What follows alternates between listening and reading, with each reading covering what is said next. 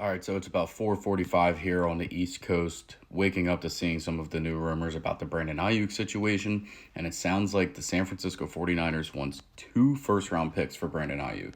I'm at a point where I'm okay with giving a first, but I think that the 49ers hurt themselves because apparently the Steelers were interested in him back in March, which they were willing to give a first-round pick for.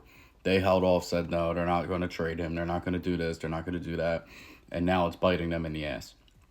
So now, apparently, this is the asking price. I mean, the Steelers, obviously, I would love to have Aiyuk at this point, but there's no way that you need to give up 2 first-round picks, and I think Omar Khan knows that. It sounds like, as far as what other teams were offering, is that the New England Patriots and the Cleveland Browns had very good offers to them.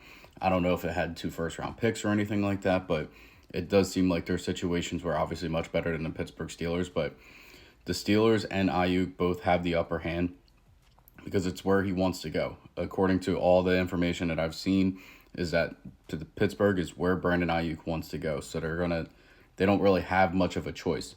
You know, I go back to thinking about Antonio Brown when he wanted out of Pittsburgh, right? The Steelers only got a third and fifth for him when he was the best wide receiver at that point of his career.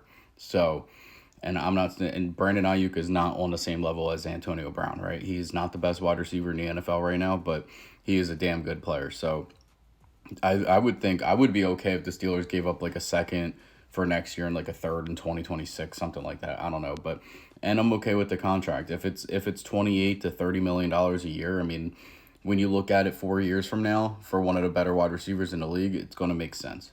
Here's the contract that was apparently offered to Brandon Aiyuk was going to be $32 million on a 4-year deal. Obviously, he does not want to go there. The trade worked out for San Francisco, according to them. But this contract and where he's going to go play doesn't make sense for him. He has either Jacoby Brissett or Drake May, which I would understand is a bit of a drop-off. They know that they're going to be one of the worst teams in the league this year. Probably doesn't want to go there. He wants to be able to go to a team that's going to be able to pay him and still have the opportunity to win. And truthfully, I think that's the Pittsburgh Steelers.